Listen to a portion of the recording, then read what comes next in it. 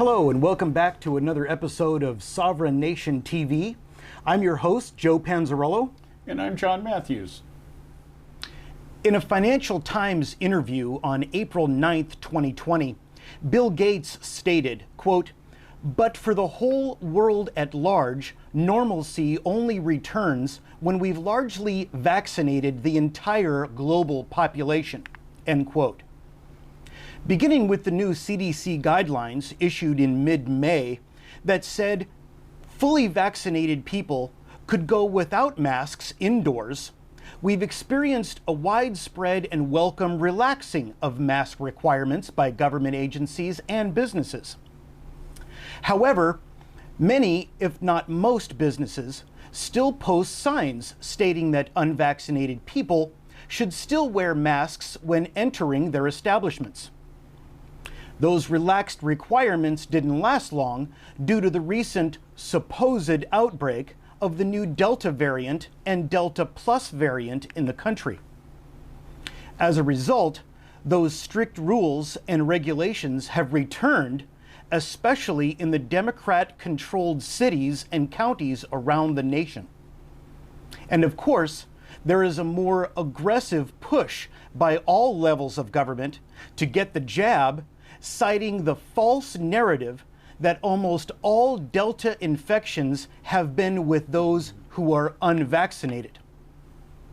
In their exhilaration of being able to go without masks in most public places due to a lack of enforcement of mask mandates for the unvaccinated, Americans appear, for most part, be blissfully ignorant of the end game of our deep state overlords. As Bill Gates proclaims, this endgame involves a promise of a return to normalcy for the world at large, but only in the vast majority of people submit to the COVID-19 vaccinations. Additionally, Gates doesn't mention that once the vast majority of people submit to the first round of COVID-19 vaccinations, there will be a continuous stream of booster and top-up vaccinations. In an interview with LifeSite News in April of 2021, former chief scientist Dr. Michael Yeadon stated, quote, "Why are they doing this? Since no benign reason is apparent, the use of vaccine passports along with a banking reset could issue in a totalitarianism unlike the world has ever seen," end quote. But why do the leading lights of the COVID-19 medical tyranny always insist on the importance of vaccinations? Dr. Michael Yeadon believes he has deciphered the purpose behind all of the emphasis of the vaccines and vaccine passports. Quote, "A final warning to humanity from former Pfizer chief scientist Michael Yeadon." This was posted on May 16th of 2021 on BitChute.com. Yeadon foresees vaccine passports being used to establish a totalitarianism along the lines of Stalin, Mao, and Hitler, with mass depopulation being a logical outcome. Just the fact that this could be true, Yeadon adds that everyone must, quote, "fight like crazy to make sure that system never forms," end quote. You'll be told that you don't have to get a vaccination, but if you want to fly on our airline, attend our university, work for our company, shop for groceries in our store, etc., then you must show us your vaccine passport as evidence that you've been vaccinated. To their credit, many state legislatures are taking action to ban such vaccine passports. Multiple states, including Alabama, Florida, Idaho, Iowa, Montana, South Dakota, Texas, and Utah, have already banned or greatly curtailed the use of vaccine passports. Many other states are drafting legislation that would limit their use. However, at the international level, The vaccine passport juggernaut is picking up momentum.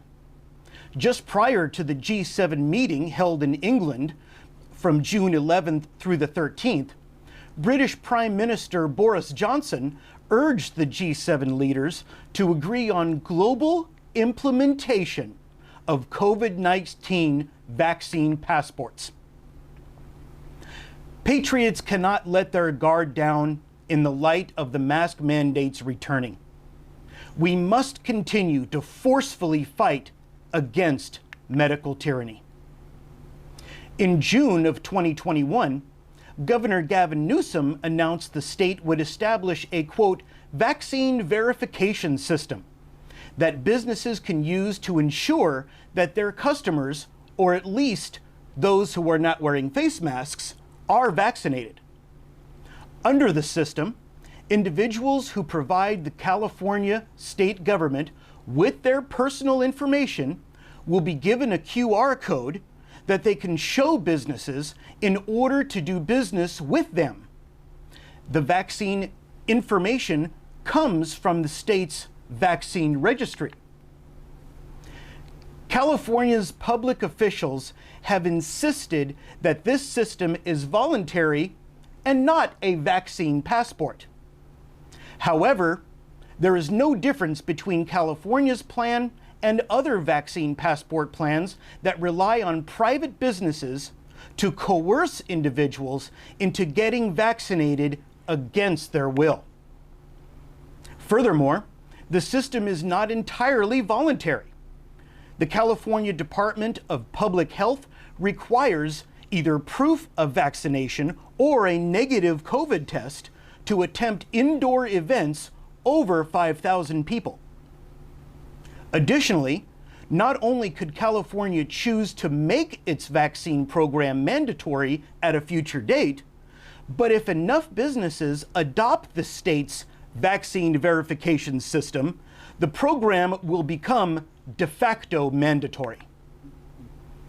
Already, some California businesses are beginning to require customers to be vaccinated in order to enter.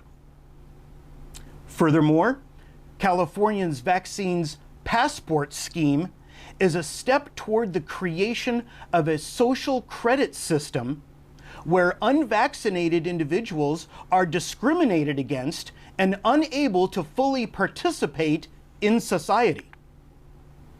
It is also the beginning of a digital health ID, which denies individuals of their privacy in medical matters. Vaccine passports are not the only infringement upon medical freedom currently taking place in California. In June of 2021, San Francisco announced that once the FDA gives final approval to at least one COVID-19 vaccine, it will force its 35,000 employees to become vaccinated. Those who refuse could be fired. San Francisco is the first local government in the entire country and currently the largest to mandate employee vaccinations. Additionally, Santa Clara County announced it will require its 22,000 employees to get the vaccine. And furthermore, on July 26th, Governor Newsom ordered every state employee and private health worker to either get vaccinated or face weekly testing. This will affect 246,000 state employees and at least 2 million healthcare workers. Californians' infringements on medical freedom began prior to COVID-19. In 2019, Governor Newsom signed 2 bills radically reducing individuals' ability to refuse vaccinations and giving state bureaucrats greater medical authority than doctors. As a result of such extreme measures, several high-profile lawsuits have been filed in 2021 in an effort to rein in these infringements and hold certain people in and around government accountable for their actions. For example, Dr. Rainer Fuhlmich, a German attorney who also practices law here in California, has put together a team of 1,000 lawyers and over 10,000 medical experts. They filed a class action lawsuit in May of this year and have begun their legal proceedings against the CDC, the World Health Organization, the World Economic Forum, and others for, quote, crimes against humanity, end quote. Among many important points, the lawsuit by Fuhlmich cites that the COVID experimental vaccines are violating the California Constitution and all 10 of the international Nuremberg codes, which carry the death penalty for those who seek to violate these international laws. The California State Legislature should put an end to both the vaccine passport and forced vaccination schemes. Furthermore, it is imperative that citizens stand up, act to rein in lawless government entities, and ensure they cease to violate our constitutional liberties. Tell your state legislative and senators to stand up for medical freedom and to reject vaccine tyranny. We'll be right back.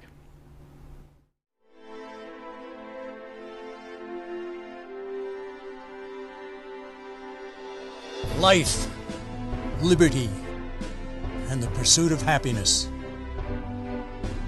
The Declaration of Independence proclaims God-given rights, and we intend to protect them. Working with people like you for over 50 years, preserving freedom and building a better tomorrow. Safeguarding the Constitution by limiting government power. We are restoring liberties, educating voters, and leading the freedom movement. Independence starts with you and I working together as a team. With our affiliates and your support, we reach in excess of 1 million unique individuals like yourself every month. This website is the catalyst, and you are the energy we need to make a change. On jbs.org, we store a sizable variety of tools designed to get you started.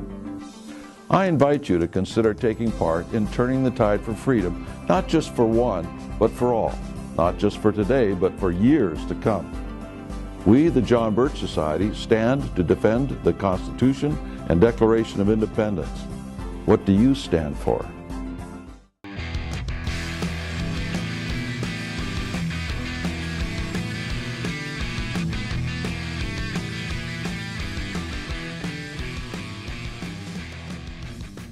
Well, welcome back right here on Sovereign Nation TV. I'm John Matthews, your host for this particular segment.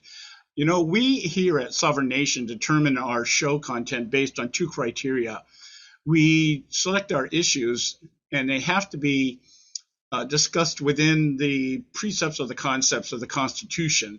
And that means whatever we're talking about needs to be either supporting the Constitution or reinforcing the intent behind its original intent as our framers originally penned our documents. The issues that we focus on, we have three different elements that we try to stay focused on. We are determined to educate people. That means to provide and reinforce the knowledge base dealing with any particular issue or topic. We like to inform people. We like to expose the players, the agendas behind what they're doing, the methods by which they do it, and the motives that drive the particular issues or agendas. And then lastly, and most importantly, we want to empower the citizens who take the time to view our show, and by doing that, giving you the ability to represent yourself reasonably and intelligently. So I'm very pleased that today we can bring you an issue currently not at the front of the political rancor that we see out there, but nonetheless is probably one of the most important issues we can be talking about because it deals with one of the fundamental rights addressed in our Declaration of Independence and solidified within the words of our Constitution. And that right is the right to private property. The right to private property is one of the most central issues involved, or actually one of the founding issues that brought about the American Revolution. the colonists' cry during the Revolution was taxation without representation. But what that really represents is representation across the board, whether it be an idea or actual property. So what I'm really happy to have with me today, representative from an organization called Community Catalyst. I hope I got that in the right order. Susan Kirsch, who's involved with a movement to oppose two Senate bills that are up in the state assembly out here in California right now, SB 9 and SB 10. And I have to be honest, this only came to my attention within the last few days. One of my activists out at the Eagle Forum in Orange County sent me a link, and also a representative of one of the Republican assemblies out here up in La Habra has sent me this link about this town hall, which took place this morning. And I was really, I don't know if intrigued is the right word, but I was really, in some ways, fascinated, in other ways, incensed as to what we see going on out here in California. And so I asked Susan to come on today. And Susan, thank you so much for joining us. Listen, I'm so happy to be on and to have another opportunity to talk about Senate Bill 9 and 10. What we've found is that when people know about what's being proposed, they care. And when people care, they will start doing those things that you were naming is part of your mission. You know, they will be activated and get engaged and get involved and seek to make a difference. If we could start this interview out with just basically, because like I said, if I'm not aware of it, that means there's a whole bunch of other people that are not aware of it, because I spend my entire day searching the political landscape for the issues that are affecting us here in California and even across the nation. If you could start out by giving our viewers a background as to how this bill came to being. Yeah, well, actually, so there's the two bills. This year, they're called Senate Bill 9 and Senate Bill 10. Last year, and Senate Bill 9 is a bill brought forward by Senator Tony Atkins, a Democrat in San Diego. Senate Bill 10 is a bill by Senator Scott Wiener, a Democrat in San Francisco. So these bills were also a part of an effort that many of us worked to educate the public around last year. We called our theme last year Nix the 9, because there were 9 bills that were all bills that are taking away due process and local control and rights for cities to be able to determine how they want to be governed. So it was at a midnight hour of some shenanigans that went on that these bills did not pass last year. In fact, 7 of the 9 bills never made it to the governor's desk. So we were really pleased about that.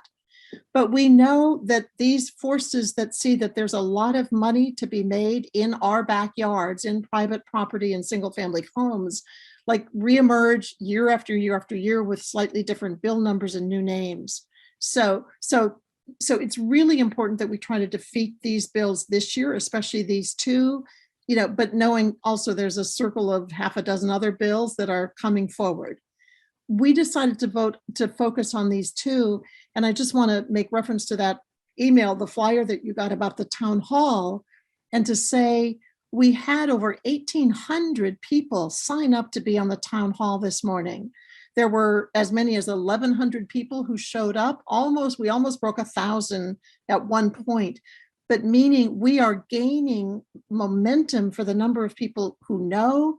And we hope the ripple effect for anybody who's on this, viewing this today, like to tell 5 more people about what you learned today so that we can stem the tide that is taking away due process in our cities. I've always commented, one of my favorite cliches that I use when I'm talking with in the public sphere, especially, or debating with somebody about any particular topic, and they want to kind of shine it on. They want to, well, it's not that big of a deal.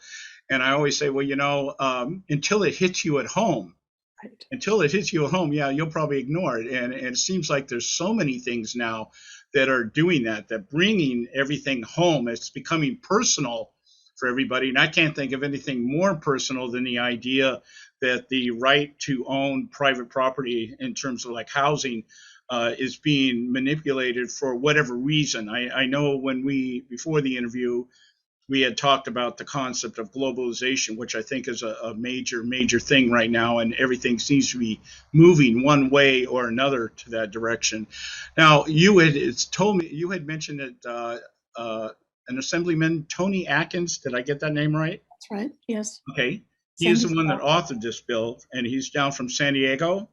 She is from San Diego. Oh, I'm sorry. Okay. She, that's an I at the end of her name, not a Y. Yes, Tony. Well, we live in this non-binary society today, and you can't tell people. I met a guy the other day named Elaine, and I didn't know he was a guy until I actually talked to him. I've been getting emails and everything. I was expecting to talk to a woman, and it didn't turn out that way. Now, if I could just get you to maybe expound just a little bit more. What is the intent behind a bill like this?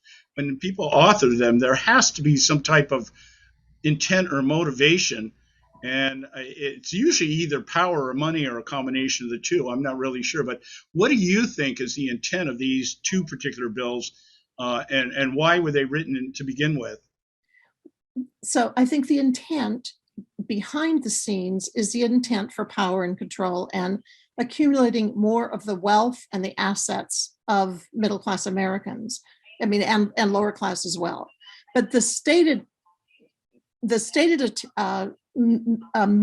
that gets picked up and perpetrated and people buy into is the message that says we need more affordable housing. And so, I mean, maybe if it would be helpful for me to just say a little bit about the two bills and what the bills are proposing. Oh, yeah, that would be great. I was actually going to allude to that because as I was listening to your town hall this morning, I was like, I mean, this is really like, I believe it seemed like we were kind of reliving our version of what took place at the revolution, where the king comes in and wants to confiscate property and wants to, tax for everything and everything. And it just seemed like, my God, is history repeating itself? It just seems that way. Well, and so go ahead. Yes, if you would, please tell our viewers what's going on with this. And especially to your point of people, when they hear about this, go, well, this could never happen in my community. We'd never let this happen in our community. But understanding this, we would never let it happen is a part of what's being taken away in Senate Bills 9 and 10. So in Senate Bill 10, the shorthand version of this bill is that it's called a duplex bill or a lot split bill. It does both of those things. And what that means is that a buyer, which people often think, oh, this will be the family who comes in wanting to buy another single family home in our single family neighborhoods. But more often, this is going to be the person with speculative money or investment money or global money coming in will be the people who will buy our single family lots. Because what they can do once they buy these lots, not move into the single family home that is there, but they can tear down that and they can put up 2 duplexes on each part of the single family parcel. In addition to that, they can add ADUs, that term accessory dwelling units that was introduced and put into law last year, which means that there can be 2 additional units. So in Senate Bill 9, what you look at anybody in our neighborhoods and understanding this is across the state, where you see a single family home, it could be replaced with up to 4 to 6 additional properties with only 1 parking space required for that massive densification of a single family property. And that in addition to that, they can do a lot split, which means one person could buy half the lot and somebody else can buy the other half of a lot, meaning there's a whole lot more staff time in communities to keep track of who owns which properties. So in a nutshell, that's some of Senate Bill 9. I'll briefly describe 10, and then we can talk about whatever aspects of how horrible could it be about either of those bills. Senate Bill 10, Scott Wiener, San Francisco senator, proposes that the single family lot could be bought and a 10-unit structure could be put up on the single family lot. And not only the 10 units, but a 10-unit lot would qualify for 4 ADUs or accessible dwelling units. So we would be moving in our city lots from single family home zone to up to 14 units on a single family plot. Now, let me ask you this, because here in Southern California, down here in our neck of the woods, one of the things I noticed in your town hall this morning, one of the speakers was showing actual diagrams about how this stuff would look. And they were talking about the 4-foot space between the dwellings. And I'm thinking almost all the housing that's built down here now is like that. You go into a neighborhood now, even with the single dwellings, the houses are so close together. You know, there's very little space. There's very little of a backyard space. But what I was, as you were speaking, the thought came up to me. In a particular neighborhood that is run by a homeowners association, is this something we can envision, a homeowners association coming together and say, hey, we're going to exert some type of eminent domain and take the neighborhood and sell it to developers so that we can build more dwellings? I mean, am I out to lunch here? Am I out in the twilight zone, or is that something that's possible? Actually, I mean, I love the creativity of that. I haven't really thought about that, so I don't know that I've got a really clear answer on how that might happen. I know that it is said that the covenants and restrictions of a homeowners association will not apply if a developer wants to come in and do something in a HOA. Now, the way you're talking about this evolving is it would be a situation where, let's say, somebody is putting their house up for sale, and then the developers come in and buy that particular residence, and then they're free to do what they want, and there's no authority by the respective city councils or boards of supervisors or anything like that that can stop that. Is there any indications that at some point in time, again, the concept of eminent domain just sticks with me at this. I can just see the government coming in and saying, well, we have an influx of population coming in here and we need housing. Down here in LA County, the homelessness has become like the major issue. They're now buying hotels and putting people up in hotels and all this other stuff. And I can just see somewhere down the line somebody saying, well, we need to confiscate property so that everybody can have housing because it's equity over equality now, that type of thing. And can you see it going that far? Can you see it going that far? I don't think it'll become the language of eminent domain because it won't need to be. That if you have two people walking up to your front door to buy your house that's for sale, the person who owns it has raised their family there, they're ready to move on to retirement or something. The person coming to buy that as the starter home for their own family, maybe having all the money or a mortgage or whatever they need in financing to be able to buy that home, maybe even bidding $10,000 or $25,000 more than the asking price, will be standing in one spot. The real estate investor or the speculative money or the Blackhawks or the big time developers or the hedge funds or the pension fund people who are looking to have return on investment, not own a home, but have units from which they are getting return on investment, will be there with cash plus 100,000 or more to be able to make this purchase. So what we're seeing is that eminent domain will not be possible because of the failure, because if the other part of this bill passes, which is the elimination of due process, like if we think about how it is now in all of our communities, constitutionally established, there's due process, which means if there's rezoning, there have to be public notices about that, public meetings about that, discussion about that. It would eventually be decided by your locally elected city council. And if there were issues around it, you would have some due process or ways of filing a complaint about that. There's two just egregious parts of this. One is what they will do to our neighborhoods with 10, 14 units on a single family and destroying the single family neighborhood. But even more dangerous is the fact that they're taking away due process from our locally elected officials so that if the developer comes in and this law is passed, the city is only called on to give what they call ministerial approval. Ministerial meaning not something like ministerial as in, insightful or fair and equitable, but ministerial being a rubber stamp. And there will be nothing that the community can do once the bulldozers come in knock down the suitable single family home to replace it with the 2 duplexes and a few ADUs.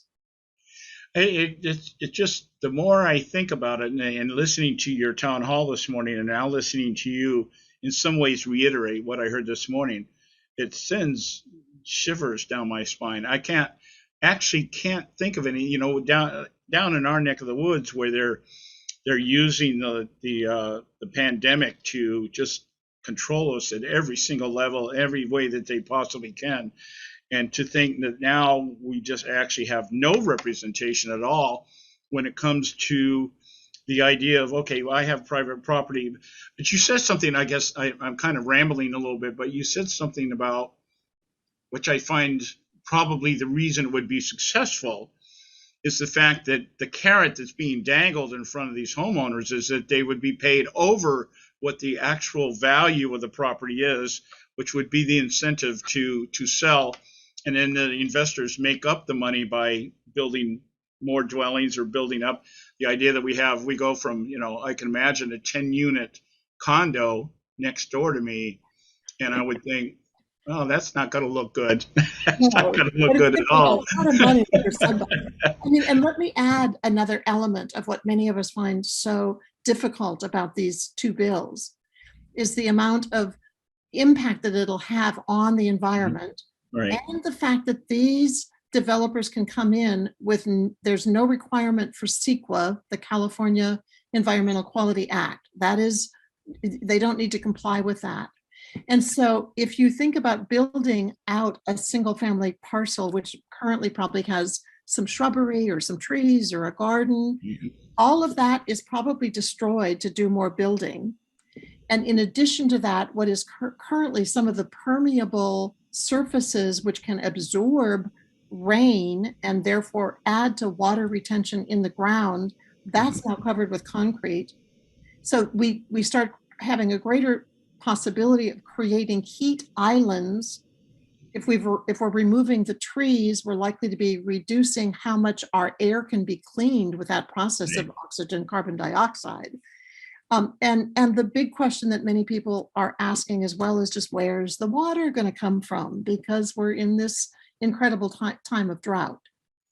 It seems so typical to me that, and I would imagine, I'm speculating here, that the people that are involved in this legislation and the process by which this will take place are usually the ones that are usually out there crying about the environment.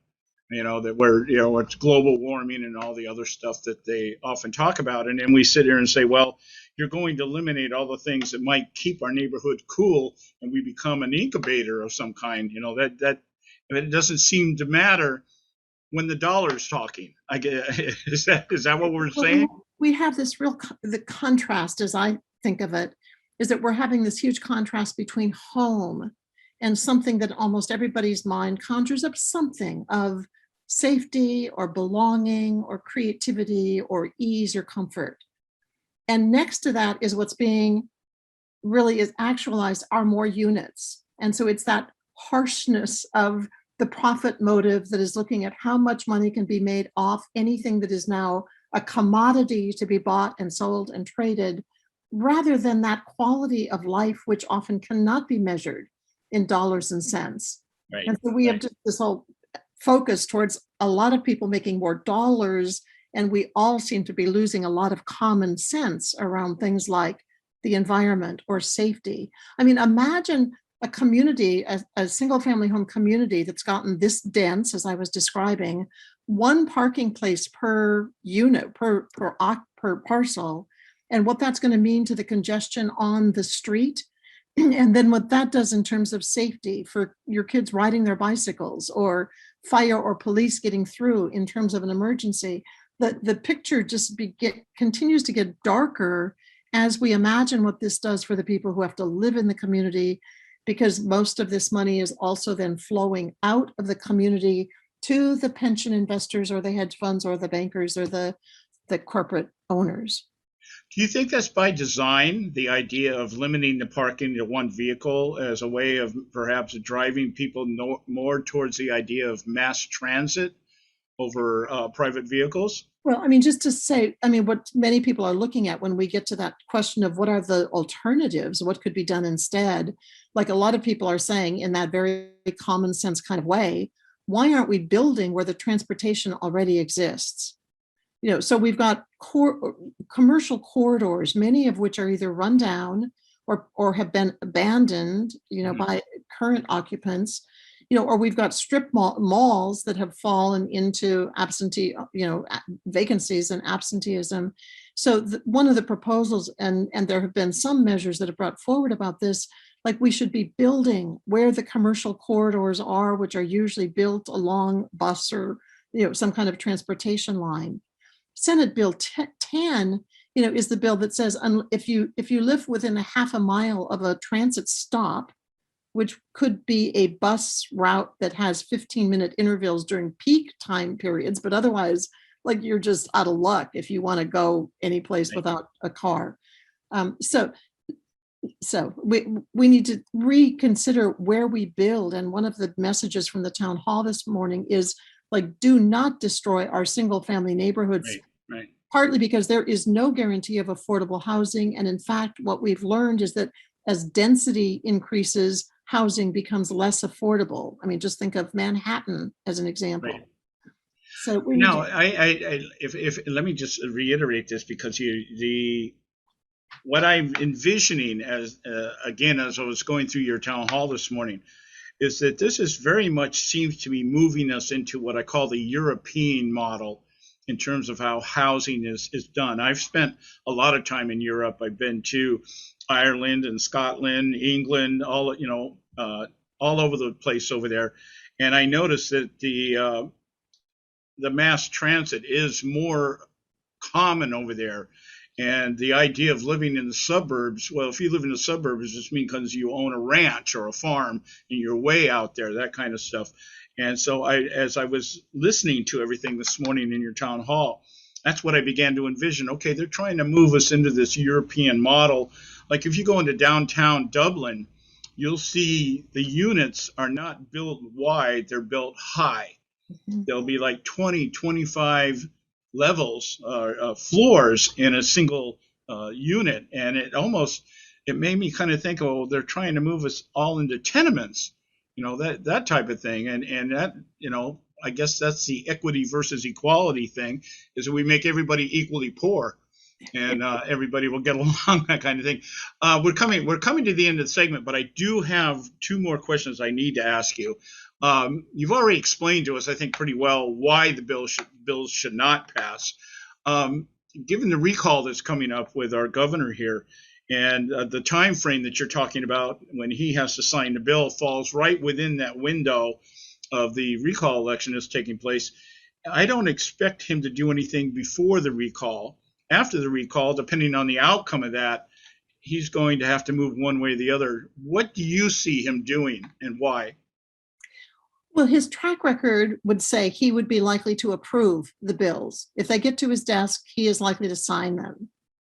You know, I think it's really interesting that there is, you know, that the recall is happening. You know, it could be that if he is reelected and he signs the bills, it becomes a part of what becomes, you know, a really important element of the next campaign, considering right. No matter what, Newsom is weakened, I think, in terms of going into the next campaign, and that there are a lot of people who might get behind this as a really major issue, housing and how it should be funded. And I mean, just as a part of this is how much money was taken away from building truly affordable housing when they disbanded redevelopment agencies. So it is the issue of money that is needed for doing this, not the issue so much of bills that take away local control to give access to developers. Within the context of the, you know, because once the recall is over, whoever wins, there's an election next year. And so now we have to deal with the idea of what becomes the central issue. And I think the pandemic thing, do you think the pandemic thing could take second place to something like this, that this could become one of the driving issues that determine the outcome of the election? I think if people understand how this is due process that is being taken away, this is the strength of our communities, and that if these bills are enacted, there's another bill, you know, Assembly Bill 215, which is a bill that said that it acts as if cities are responsible for building housing. And one of the misconceptions is often, just that cities should be blamed that we have a housing shortage, but cities don't build. They do the planning and zoning and permitting.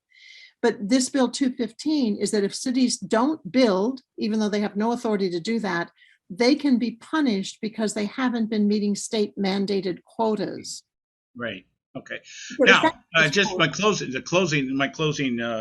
bit here with you is I want to give you the time to let the people know how they can find your organization, what do they need to do to oppose this? Give us the process by which we do this. Yes. Well, the most important thing is to find out who is your assembly member, because these two bills, they're Senate bills, but they're now in the assembly.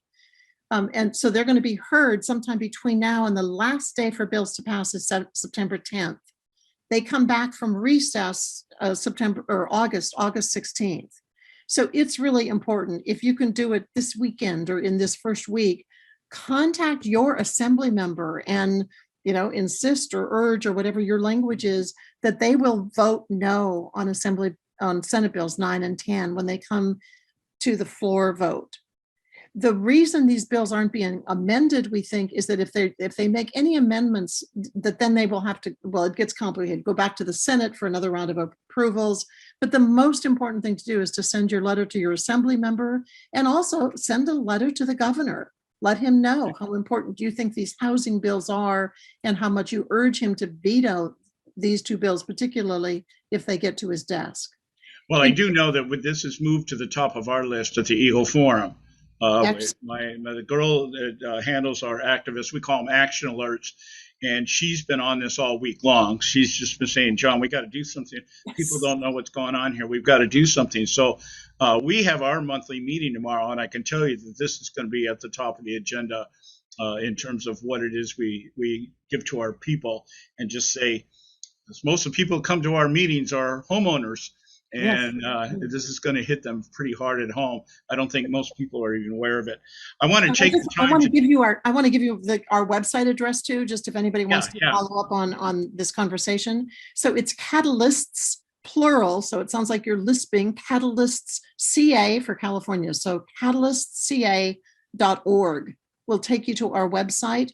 We've got information and links on our website. We've got links to many of the partners that we're working with, some really incredible people, including United Neighbors, who you saw on the call this morning. So to click to us and then go to the partners page will give you a sense of the kind of growing network that is developing around these issues.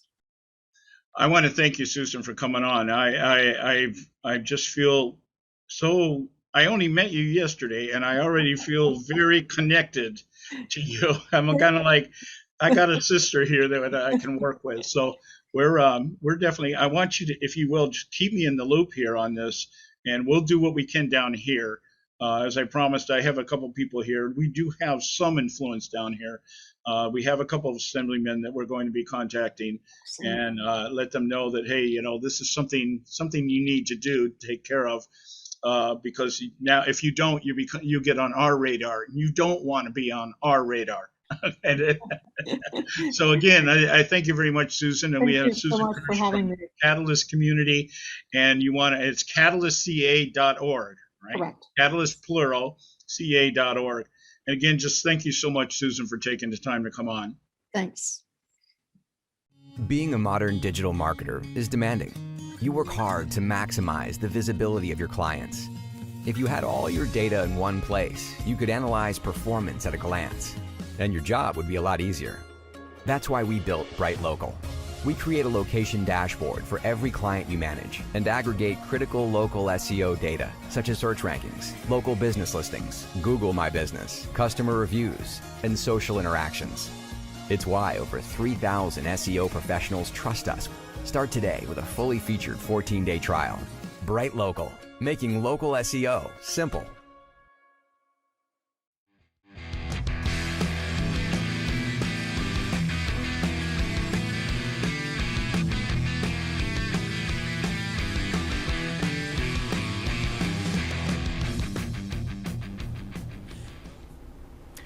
Hello, everybody, and welcome back to Sovereign Nation TV. I'm your host today, Joe Panzarello. And I'm John Matthews. We thank you so much, everybody, for coming back and joining us.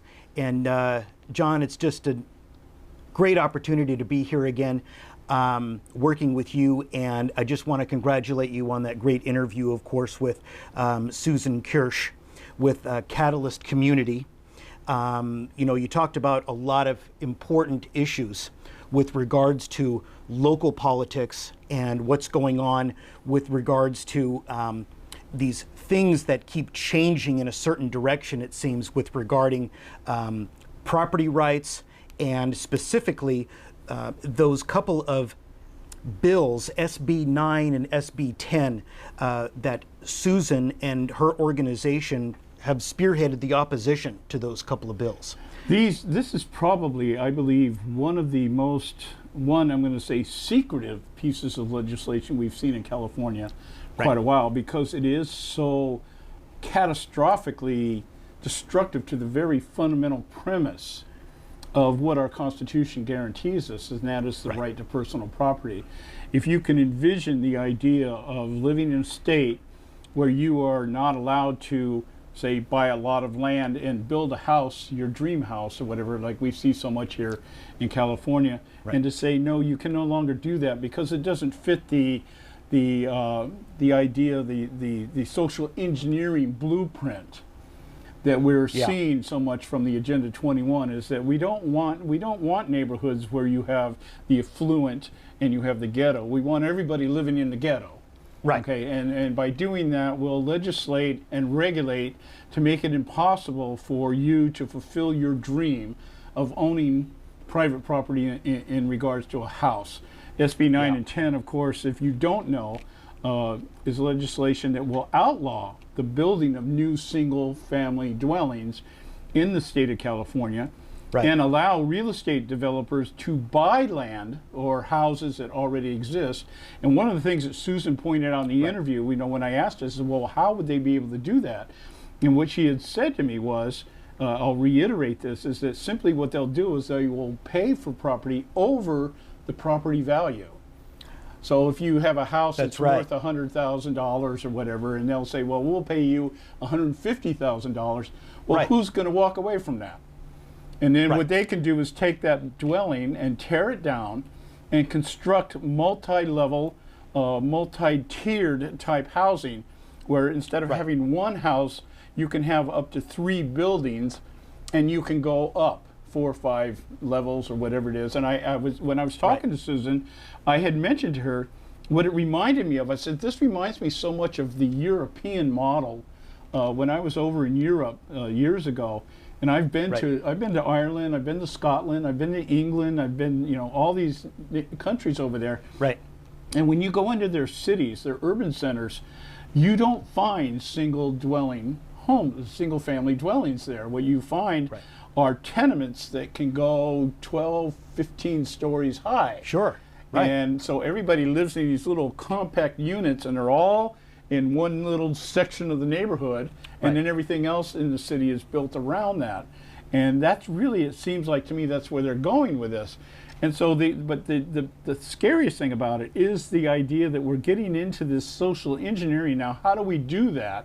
How do you get somebody that might move out to California, like my family did in '59, with the idea of seeking a better life, because there was less rules and restrictions in California in '59 than there was in Connecticut, where we came from at the time, and values, the property values were cheaper, that kind of thing. The money went farther and everything else, and so that's why my family, my father moved us out here. And now you're saying, okay, well, the idea here is equity over equality, which means that we want everybody not to be equally wealthy, but equally poor. And so how do you condition people to do that? How do you get people to surrender that idea, the basic fundamental premise of the Constitution, which is to be able to, the pursuit of happiness, be able to possess private property? That was one of the fundamental things, elements that brought about the revolution, was the confiscation of personal property. How do you get people to do that? How do you get them to give away that right? Well, you do it by engineering at lower levels. And now we can turn around as your monologue, and we can talk about the vaccine passports, which is a way of conditioning. I was reading this morning an article, Arnold Schwarzenegger finally has come out and given an opinion, as if that really means anything, but I guess it does because he's Arnold Schwarzenegger. Right. And he came out, he was on an interview in one of these leftist outlets out there, and his statement was, when he was asked about the vaccine passports and vaccines, what he said was, screw your freedom. That's I saw that very screw clip, your John. freedom. You know, the idea that public health is more concerned than your individual freedom. Yes. And I'm I like, couldn't believe my ears. I had a friend the other day that said the same thing. He goes, John, you're so wrong in this. I said, no, I'm never wrong. I'm never wrong. and he's like, no, your freedom means nothing. This is about public health. I said, no, you don't understand. Freedom is everything. Everything. All the time. Right. All the time, because, and what I quoted him was Benjamin Franklin. Those who would give up their freedom for safety deserve neither freedom nor safety. Right. And because you don't understand the end game behind this. It's not whether or not we're saving society from this dreaded pandemic of pathogens that everybody wants to call viruses and disease and everything. Right. It's the idea that it's the conditioning process by which they get you to give up a little bit more of your freedom, a little bit more. Right. Then to some point in time saying, well, isn't it just fair that everybody should be able to live in Beverly Hills? And the only way we can do that is to tear down all the mansions, and we will put up all these different multi-level, structures, so that everybody can walk down Rodeo Boulevard. Sure. And we can find all the heroin needles and excrement and everything else. And everybody will be happy because everybody will be equal. Right, right. It all boils down to behavioral engineering, the way, like you're talking about, John. And, that's never been more apparent, apparent right now than what's going on with the implementation of these vaccine passports. When I start to hear about language, they use verbiage a lot, and they introduce new terms or words. And when they start to introduce the term a pandemic, we're experiencing a pandemic of the unvaccinated. Right. Okay, that is very, very dangerous to those of us who have a trained ear with regards to these things. That, it's no longer a pandemic of the virus. It's looking at now and labeling the problem of people who are not going along with the program somehow. And, well, when you think about it, if you put this is a topic that I like to think about a lot. I spend a lot of time thinking about this concept of deconstruction. And deconstruction is taking a word like pandemic, and tearing it down. You take all the empirical evidence assigned to that. When we talk about a pandemic, we talk about something that comes into society that is devastating to the population. And whether it be health-wise or economically or culturally or whatever it is. And you say, okay, this pandemic has brought destruction into it. Now what we're saying is the pandemic is being caused by those who are healthy. Right. Okay, so the pandemic is an ideological thing rather than a physical ailment or anything else. So now we're saying that what the pandemic is, we have too many conservatives walking around making decisions for themselves, and that's detrimental and destructive to society as a whole. So it's gone from a disease to an ideological narrative or paradigm that through the deconstruction of saying, okay, the pandemic is not anymore about the virus, and I've come to believe it's not even a virus, that it's something else, and it's just being portrayed that way. Right. And we're just saying because it does advance the narrative of getting people to surrender their freedom, coming into alignment with the narrative and the paradigm for no other reason than we want to take you to the next level. The next level would be something like saying, well, now that you've agreed that you have to take a vaccine to make the world safer, now we have to talk to you about that house that you're living in, and we need to tear that down so that we can build bigger units, or not bigger units, but more units on that land, so that all your neighbors are the same as you. Right. And through that, we attain this utopian concept of, they call it equality, we know it as simply reverse racism, or the term I like to use a lot is creative destruction, the idea of recreating or creating a different class. That's what's going on right now. From a class that already exists. Right. And it's just another form of redistribution. It's actually wealth redistribution, but now we're taking it from wealth redistribution to ideological redistribution, which means then we go into theological redistribution. And we all collectively now look at God as some, if we look at God at all, some abstract ambiguity out there like the Force. You know, may the Force be with you, that kind of stuff. So we're definitely going in the wrong direction on this. I couldn't agree with you more, John. I mean, this is what's happening right now. When the forces of evil want to affect society and they want to somehow deconstruct society, or, you know, they tend to do it with two elements. One is the fear, and the other is the division. Right. So I can't think of a more straightforward enemy to propose to us than some sort of deadly virus that is swept through the country, and the fear is the thing that causes the desired behavior. Right. You have to have the fear in place that, oh my God, this disease or this virus could be anywhere. We got to put these masks on. We got to put these shields over us. We have to social distance. We have to do this. We have to do that.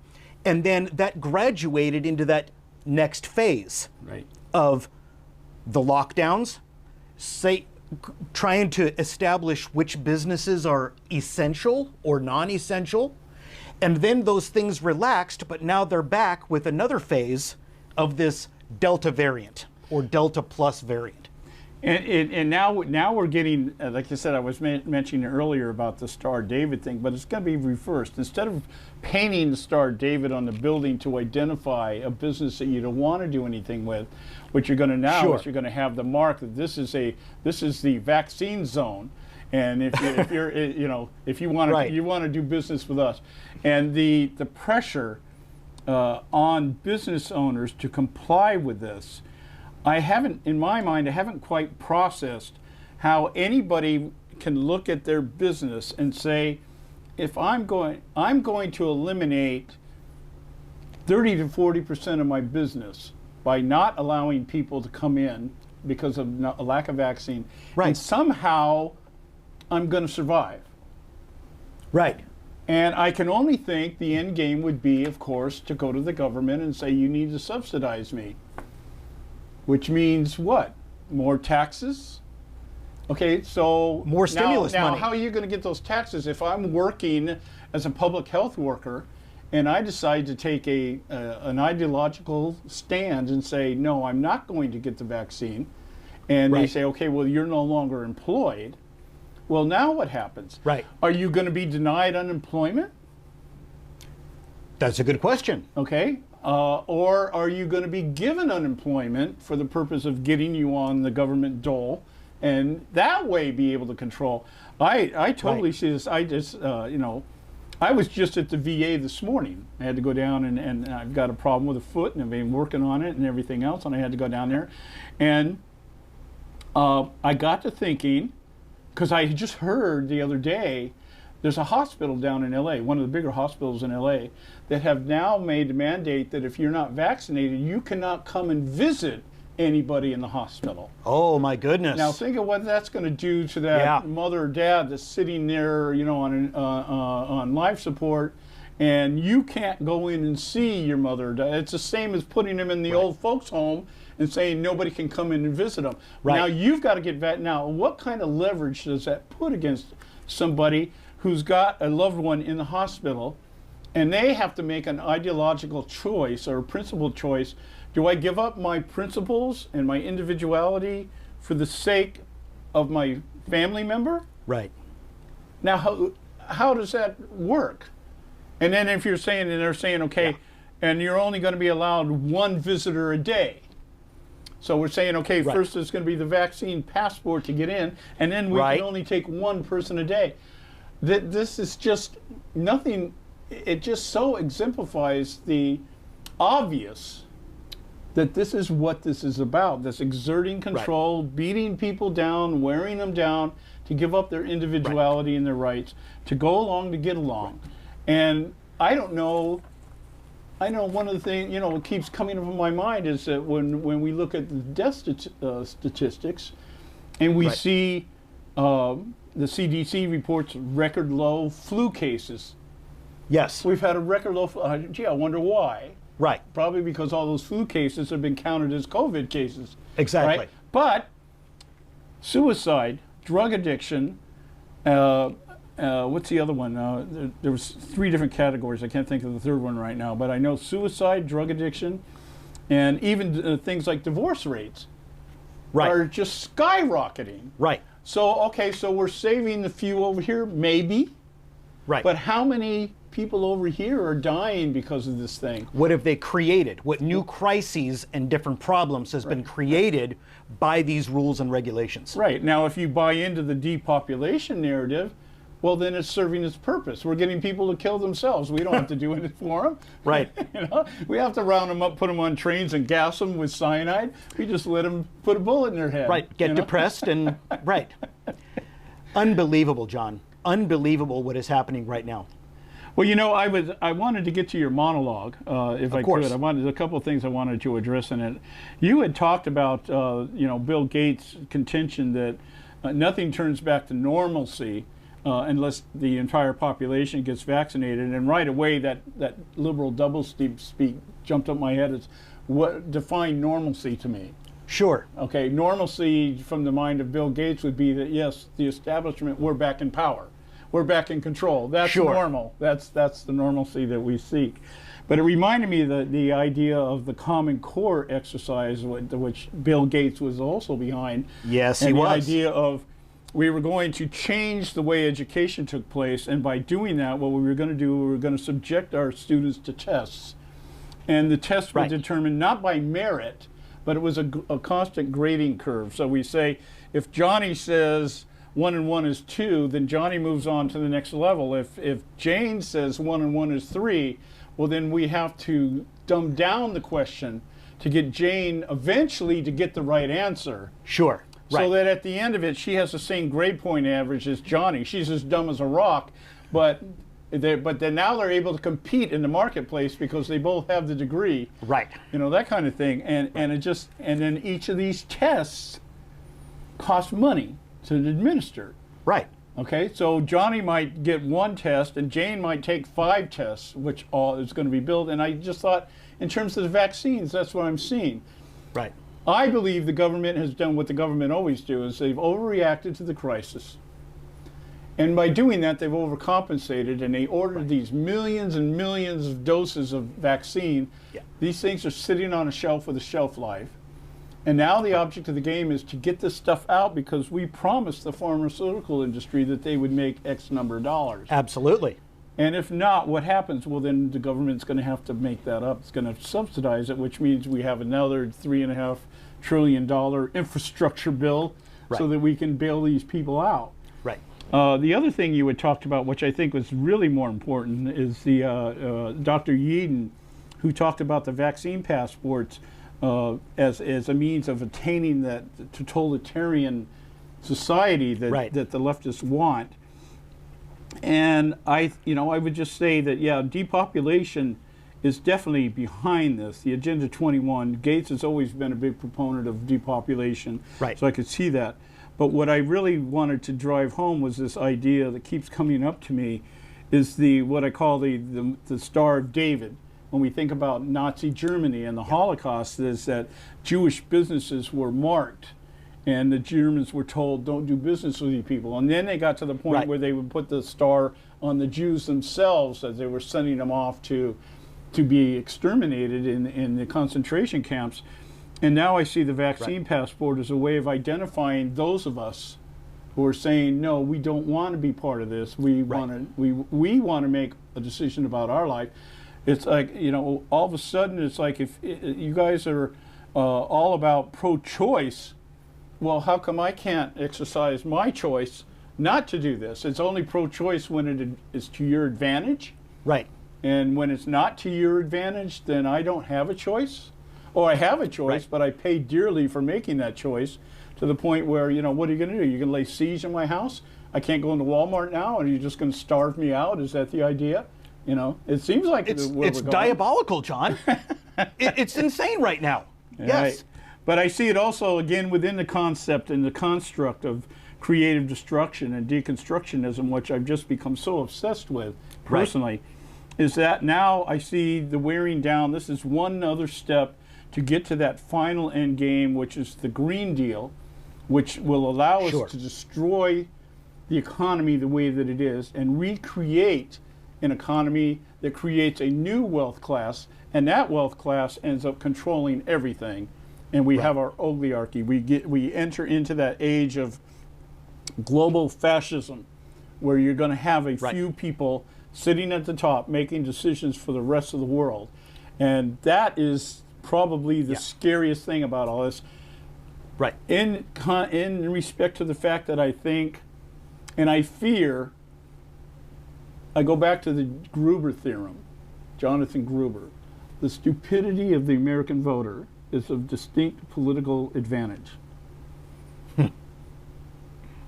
Call it lack of transparency, Sure.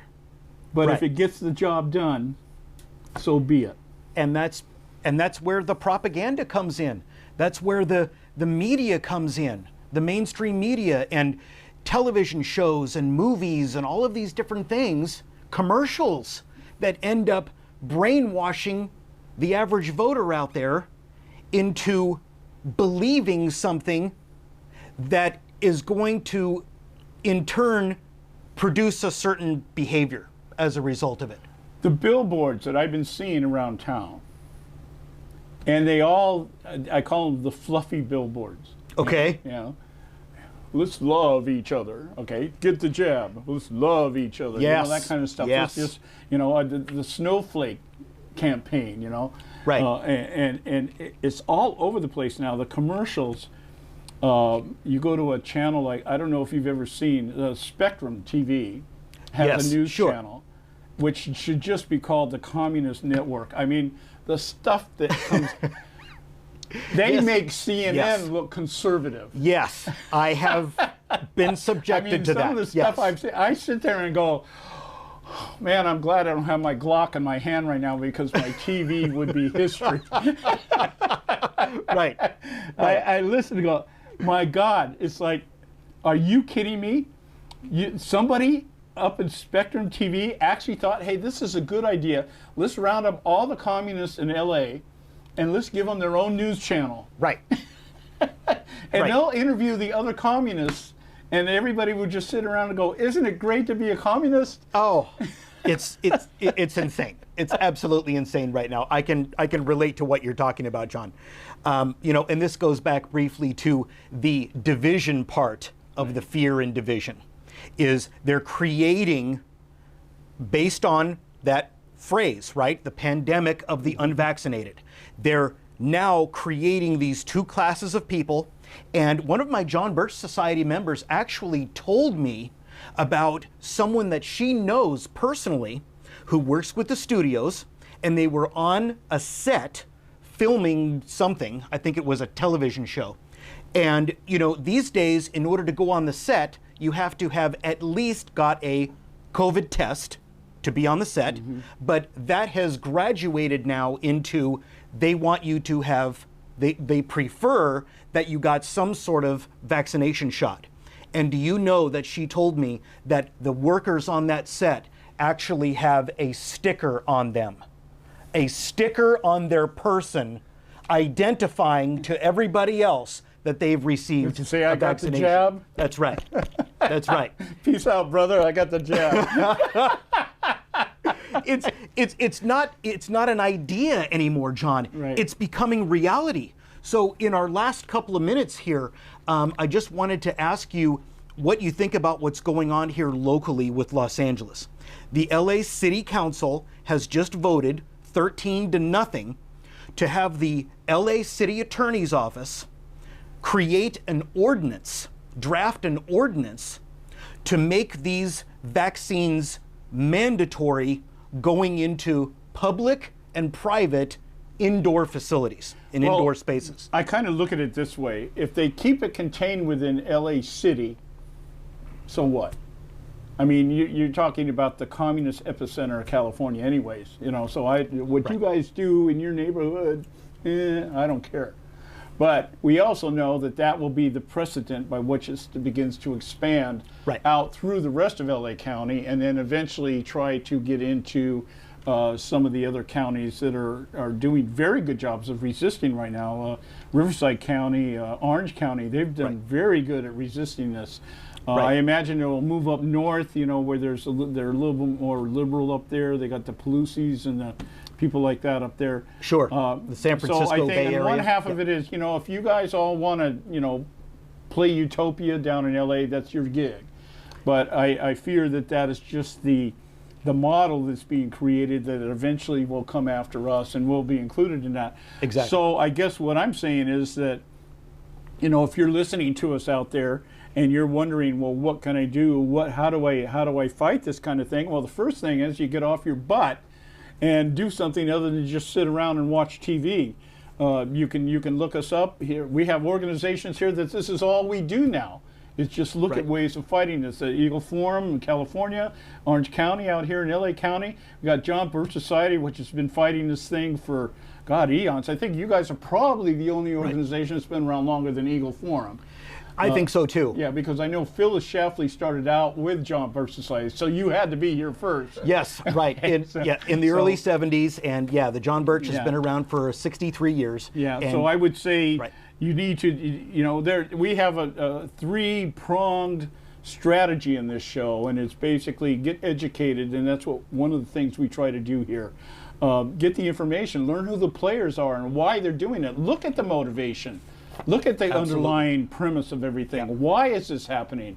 And find out for yourself. Don't let Rachel Madcow be the one to tell you what's going on here, or Don Lemon. God, I'm waiting for that guy's head to explode from the idiocy that's inside of that. Right. But then the other the purpose is to empower you to get up and do something and find somebody out there that thinks like you do.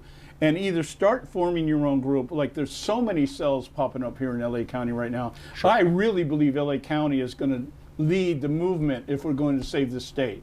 You know, people kind of written us off. I was just reading statistics the other day. The second largest party in LA County, second to the Democrat Party, is the no party preference. Ah. There's 3 million Democrats and 1.5 million people registered in LA County that are no party. Republicans don't even have 1 million. So that means that we have a bunch of people in this county that want to do something and just need to fit. What do I do? Where do I go? Visit our website, eagleforumoc.com or eagleforumlac.us, jbs.org. Get out there and start doing something. And quit just sitting around, shaking your head, wringing your hands, going, oh my God, woe is me. The people that established this great republic we live in, if they had done that, we'd still be under England rule. We'd all be on vaccine passports by now. None of us would own single family dwellings. No. We'd all be living in tenements, and we'd be driving and riding buses and cars instead of buses and taxis instead of our own vehicles. So, you know, that's the best thing I can say is, you know, get off your butt and do something. Absolutely. Don't just sit around and just watch this thing fall apart. If we don't do it, who's going to do it? Let me quote to you Barack Obama. We are the ones we've been waiting for. We are the ones we've been waiting for. What's next, John? Yes, we can? I'm telling you, folks. No, next is yes, we did. Yes, we did. Yes. Well, I'm going to tell you, folks, and John, we're going to be very successful here just in the very near future. You want to talk about liberal heads exploding. When we get Larry Elder elected also as our next governor. We've got the recall Newsom signs and everything here too, so everybody can see that. You know, it's going to be very, very exciting. It's only about a month away, this recall election. And, you know, if we manage to turn things around here in Los Angeles, we have the means by which to do it, believe it or not.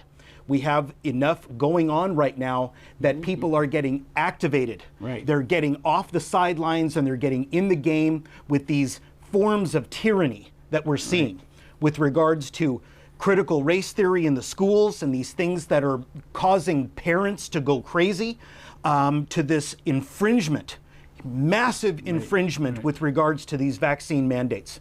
This is an exciting time to be alive. We're in the age of the revolution, the evolution of revolution. I can't figure out the words, but this is, I mean, I can envision that we're very much like it was back in the day when our founders got together and said, okay, enough is enough. That's right. We've got to do something about this. And I'm just hopeful that God hasn't pulled his hand from us, and that he'll continue to, you know, God always works through the remnant. He always works through the small groups, because that's where his glory's at. So I just hope that that's where the track that we're on right now. I think you're right. Well, everybody, we want to thank you so much for tuning in to this episode of Sovereign Nation TV. We really appreciate your support and participation, and we want to absolutely invite you to go to the website sovereignnationtv.com. Spread the word on the website, send out links to your family and friends, and come back and join us next time. Until then, God bless you and God bless America. Thank you.